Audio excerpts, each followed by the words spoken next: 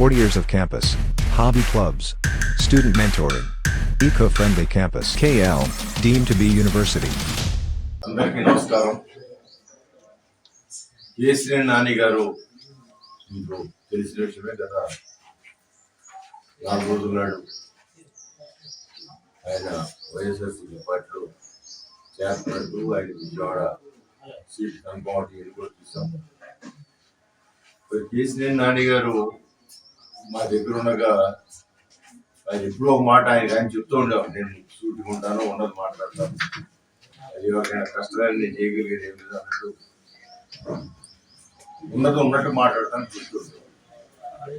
మీరు కూడా మంచి పద్ధతి అనుకుంటున్నాను. పార్టీ మారగానే ఉన్నట్టు మాట్లాడటం, ఆయన ఆ పాయింట్ వదిలేశాడా, లేకపోతే ఆయన మాట్లాడిందే ఉన్నట్టు అని అనుకుంటున్నాడా, అది మాకు అర్థం కాకపోయినా నాకు మీ ద్వారా ఆయన్ని ఒక 3 పాయింట్లు అడుగుదామని ఇవాళ మీ అందరినీ కూడా రిక్వెస్ట్ చేయడం జరిగింది. ఇప్పుడు ఏం లేదు, నేను కాంట్రవర్సీ కాదు, ఎవరిని విమర్శించడం లేదా ఆయన చేసింది గొప్ప ఒప్ప అనేది ప్రజలు నిర్ణయిస్తారు. కానీ ఆయన్ని సూటిగా నేను ఒక 3 ప్రశ్నలు అడగడానికి మీ ద్వారా మిమ్మల్ని మీ ద్వారా అది అడగాలని అనుకుంటున్నాను. ఆయన ఈ మధ్య కాలంలో తూర్పు నియోజకవర్గ ఇన్ఛార్జితో కలిసి ఒక 2 సమావేశాల్లో ఆ 2 చోట్ల కూడా నా గురించి ఎక్కువ ప్రస్తావించారు. గతంలో ఎప్పుడు ఆయనకు నాకు కాంట్రవర్సీ లేదు ఏ విషయంలోనూ కూడా. ఆయన నా నియోజకవర్గానికి కావాల్సిన నిధులు సమకూర్చే దాంట్లో కూడా పాజిటివ్ గా నాకు అప్పుడు ఏం కాంట్రవర్సీ లేదు. అప్పుడప్పుడు ఆయన కొంచెం పార్టీని కాంట్రవర్సీగా మాట్లాడే దాంట్లో నేను కూడా నా అసంతృప్తిని వ్యక్తపరిచేవాడిని. చంద్రబాబు గారిని ఏమైనా కామెంట్ చేసినా, అదేవిధంగా లోకేష్ బాబు గారిని ఏమైనా కామెంట్ చేసినా నేను అసంతృప్తి వ్యక్తపరిచేవాడిని. అంతవరకు అది దాంట్లో నాదేం తప్పలేదు. దీనిలో ప్రధానంగా ఎఫిషియన్సీ గురించి మాట్లాడతాం. సమర్థత, మా మంచి మనిషి అవ్వచ్చు కానీ సమర్థత ఉన్నారు కదా అని మాట్లాడు 2-3 సార్లు నొక్కి మాట్లాడారు. అది దాన్ని సమర్థత అంటే రాజకీయాల్లో మీనింగ్ ఏంటో ఒకసారి మీ ద్వారా కూడా తెలుసుకుందాం అనుకుంటున్నాను. 5 సంవత్సరాల్లో ఇప్పుడు తెలుగుదేశం పార్టీ ఒకసారి నాకు సీటు పోయినా, ఆ రోజు నేను ఇండిపెండెంట్ కంటెక్ట్ చేసిన మాట వాస్తవం. ఇండిపెండెంట్ కంటెక్ట్ చేసి అంటే చాలా మంది పార్టీ సీట్ రాకపోతే వేరే ఇండిపెండెంట్ కంటెక్ట్ చేసే వాళ్ళు ఉంటారు, ఇతర పార్టీకి వెళ్ళే వాళ్ళు ఉంటారు. మీకు సీట్ రాలేదు ఆ పార్టీకి.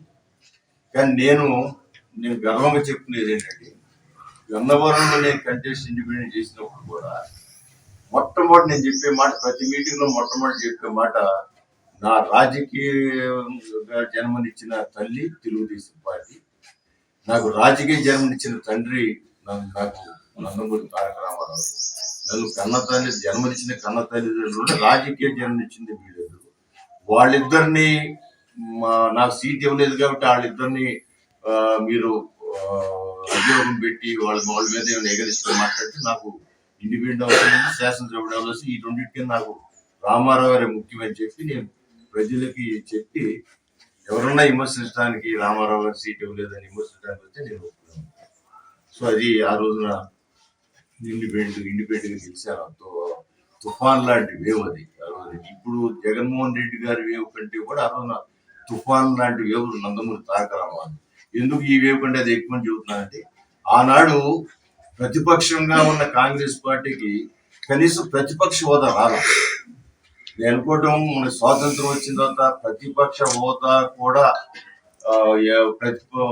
కూడా రాకుండా గెలిచిన పార్టీ ఏదనంటే ఒకే పార్టీ తెలుగుదేశం. అది కూడా ఒక సమయం నిన్నుంది హిందీ సునామీ జగన్మోహన్ రెడ్డి గారు. కానీ తెలుగుదేశం పార్టీ ప్రతిపక్ష హోదా వచ్చింది. ఆ రోజున 254 సీట్లకి 26 సీట్లు కాంగ్రెస్కి వచ్చింది. ఇవాళ 175, 294 సీట్లు. ఇవాళ 175 సీట్లకి 23 రావడం జరిగింది. మన ప్రతిపక్ష హోదా కూడా వచ్చింది.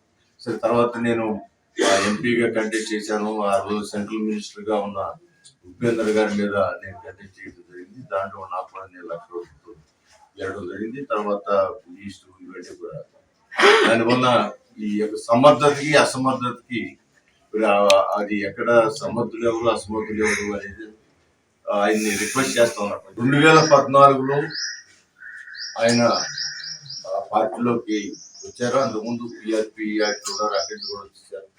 2014 తెలుగుదేశం పార్టీలో జాయిన్ అయ్యారు. ఆయనకి ఎంపీగా కూడా సీట్ ఉండదు. మరి అప్పుడు ఎలక్షన్ లో కూడా 97,000 1,00,000 దిగిరి అటు ఇటు 1,00,000 మెజార్టీతో ఆయన గెలవడం. అదే సమయంలో నేను కూడా విజయవాడ తూర్పు నియోజకవర్గం నుంచి పోటీ చేసి నేను కూడా ఒక 14,000 సుమారు 15,000 15,000 నేను గెలవడం. తర్వాత సరే ఎవరిపైన వాళ్ళు చేసుకుంటా ఉన్నాం. 2019 ఎన్నికలు వచ్చాయి. 2019 ఎన్నికల్లో ఆయనకి నాకు ఒకే వాతావరణం ఉంది.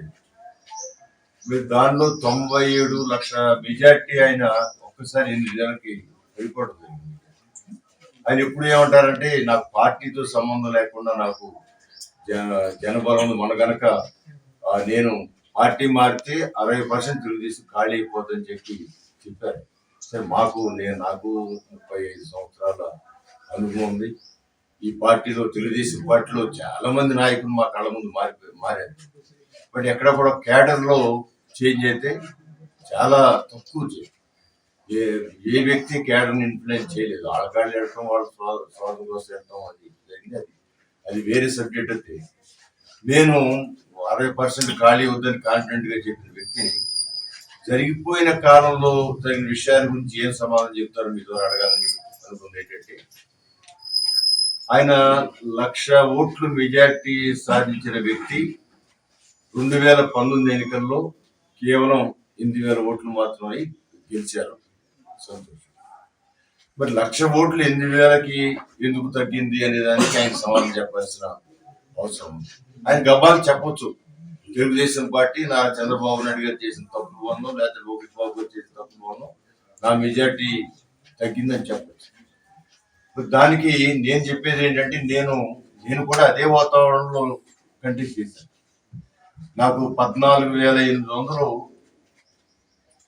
2014 ఎలక్షన్ లో నాకు మెజార్టీ వస్తే 2019 ఎలక్షన్ లో నాకు 16,000 వచ్చింది. అంటే సుమారు 1,500 నుంచి 2,000 వరకు నాకు మెజార్టీ పెరిగింది 2014 2019. నాకు అదే చంద్రబాబు గారి పాలసీలు చెప్పుకునే మనం ఓటు అడిగాం. ఆయన ఓటు నేను అడిగాను, నా ఓటు నేను అడిగాను. మరి నాకు 2014 కంటే 19లో వారికి ఎందుకు 1,00,000 నుంచి 8,000 పడిపోయింది. సమర్థత అంటే సమర్థత అనే మాట అన్నారు కాబట్టి ఒక విధంగా చెప్పకనే నేను అసమర్థుడు అనే ఫీలింగ్. మంచివాడే కానీ అసమర్థుడు ఓటేస్తే మీకేంటి ఉపయోగం, సమర్థుడికి ఏంటి అని చెప్పడంలో దానికి చెడుతాం. దాని మరి సమాధానం చెప్పాల్సిన బాధ్యత కేసీఆర్ నాని గారి మీద ఉందని నేను అనుకుంటున్నాను. అదే వాతావరణం, అదే పరిస్థితులు, ఆయనకున్న పరిస్థితులే నాకు. ఆ పరిస్థితుల్లో మరి నా సమర్థత లేని వ్యక్తి ఆ ఉన్న మెజార్టీ నిలుపుకోవటమే కాకుండా ఆయన ఉద్దేశం సమర్థత లేని వ్యక్తినే నేను. నా మెజార్టీ నేను కాపాడుకోవటమే కాకుండా ఇంకా ఆ నెగిటివ్ మొత్తం రాష్ట్రం అంతా కూడా వ్యతిరేక గాలి తెలుగుదేశం పార్టీ వీచిన నాకు 1,500 పైన పెంచుకోగలిగాను నేను. మరి ఆయన ప్రతి మాటకి ఆయన చెబుతారు. సరే పక్కనాళ్ళు చెప్పారా, మన గురించి పక్కనాళ్ళు చెప్పింది దానికి మనం చెప్పేదానికి డిఫరెన్స్ ఉండదు. నాకు వ్యక్తిగతంగా మొత్తం పార్టీ నా వెనకే ఉంటుంది, నేను ఎటు తట్టు వస్తుందని చెప్తున్న వ్యక్తి ఆ ఓట్లు ఎందుకు తెచ్చుకోలేకపోయారు. మరి ఆయన సమర్థుడైన వ్యక్తి, నేను సమర్థుడు కాదని చెప్పే వ్యక్తి. మరి సమర్థుడు కాని వ్యక్తికి వచ్చిన ఓట్లు తనకి ఎందుకు రాలేదన్నది మరి సూటిగా ఆయన సూటిగా చెప్పే మనిషి కాబట్టి సూటిగా దాని గురించి సమాధానం చెప్పమని కూడా నేను అడుగుతున్నాను. మరిన్ని వీడియోస్ కోసం ఛానల్ ని సబ్స్క్రైబ్ చేయండి. లేటెస్ట్ అప్డేట్స్ కోసం వాట్సాప్ ఛానల్ ని ఫాలో చేయండి. అండ్ లింక్ డిస్క్రిప్షన్ లో ఉంది.